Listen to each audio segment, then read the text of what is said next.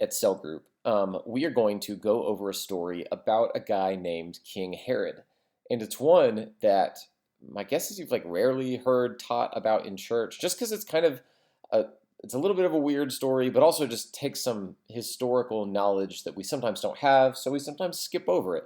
So my goal in the next few minutes is just to explain the story so you understand the story, and we can talk about more applications and things tonight. I said it's about King Herod. Who is King Herod? You might have heard about King Herod. The problem with names in the Bible is that the same way if someone is named like John these days, they might name their son after them and name him John, like John Jr. That really happened in the Bible, and so there are about five people named Herod.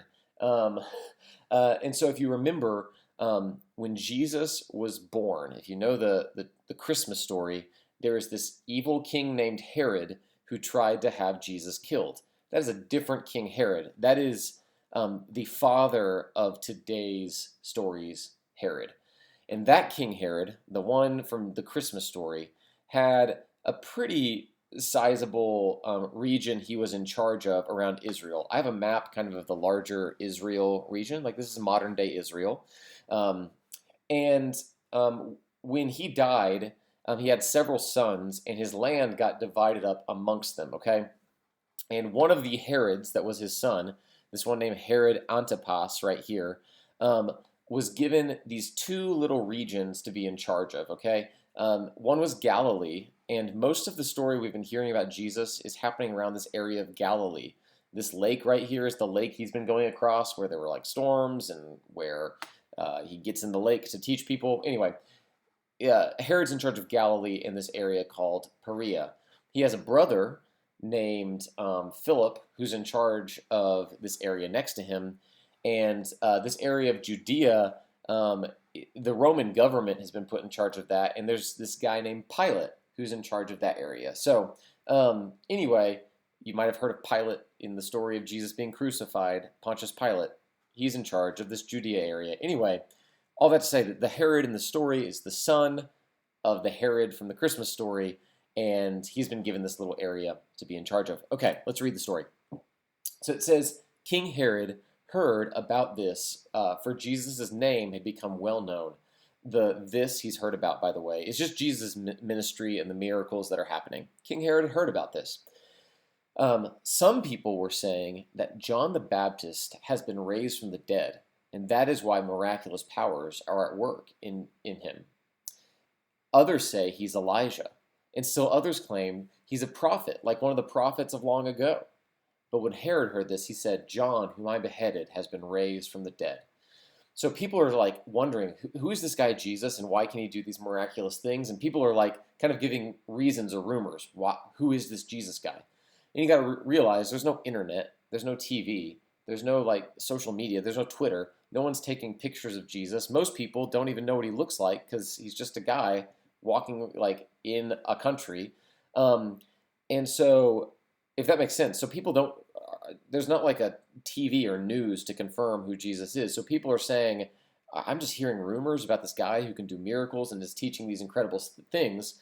And Herod's conclusion is, I think this is John the Baptist raised from the dead. Um, and Herod's worried because he beheaded John. And now we hear the story. We kind of like rewind and hear the story about how Herod beheaded John the Baptist. In verse 17, it says, For Herod himself had given orders to have John arrested, and he had him bound and put in prison. He did this because of Herodias, his brother Philip's wife, whom he had married. For John had been saying to Herod, It's not lawful for you to have your brother's wife. So Herodias nursed a grudge against John and wanted to kill John. But she was not able to, because Herod feared John and protected him, knowing him to be a righteous and holy man. When Herod heard John, he was greatly puzzled, yet he liked to listen to him. So again, just so you're following the story, Herod's brother Philip, who's in charge of that area of land next to Herod, he had a wife whose name was Herodias. Again, I realize that makes it confusing, but Philip's wife was Herodias, and Herod decided he was going to seduce and take Herodias for his own wife. Which, yes, this is a lot of family drama. It sounds like something from some crazy soap opera or TV show, but that's like what's happening in this family. Is Herodias has changed husbands and is now living with Herod. And John the Baptist is saying in public that Herod is an immoral man who should not have done this and taken his brother's wife. And when he said that, it made Herodias, the wife, angry that John was saying these things. And so she asked for John the Baptist to be thrown in jail. That's why he's in jail, is for saying bad things about a political leader. All right. And you see that Herod doesn't disbelieve John. He thinks he's a righteous man.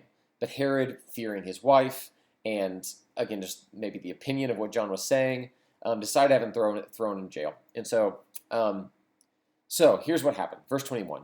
Finally, an opportune time came for Herodias to get John the Baptist killed. On his birthday, Herod gave a banquet for his high officials and military commanders and the leading men of Galilee. And by the way, again, just for some context, most historians would say that with the reputation Herod had and what parties and Roman kings were like back then, this was probably sort of like a pretty crazy drunken party that Herod is throwing for all these officials. That's probably the atmosphere we're going into. Verse 22, it says, when the daughter of Herodias came in and danced, she pleased Herod and his dinner guests. The king said to the girl, ask me for anything you want, and I'll give it to you. And he promised her with an oath, whatever you ask, I will give it to you, up to half my kingdom. So she went out and said to her mother, what should I ask for? The head of John the Baptist, Herodias answered. At once the girl hurried in to the king with the request, I want you to give me right now the head of John the Baptist on a platter. The king was greatly distressed, but because of his oaths and his dinner guests, he did not want to refuse her. So he immediately sent an executioner with orders to bring John's head. The man went and beheaded John in the prison and brought back his head on a platter. He presented it to the girl, and she gave it to her mother. On hearing of this, John's disciples came and took his body and laid it in a tomb. So those are the circumstances, kind of the crazy circumstances that led to John the Baptist's death. And again, just as you're thinking about it, did Herod think John was a bad guy? No, in fact, it says he thought he was a righteous, holy man that he enjoyed listening to. But did Herod actually listen to it, or was he, again, to use the analogy of the soils that we talked about a couple weeks ago, or was he basically just like that path that heard it and immediately forgot about it? Probably like that path. And in this story, he ends up having John the Baptist killed. Why? What was it that led to him making this bad decision? I think that's the question we want to talk about tonight at Cell Group. And for us, an application, how can we avoid making bad decisions in our life in the same type of way?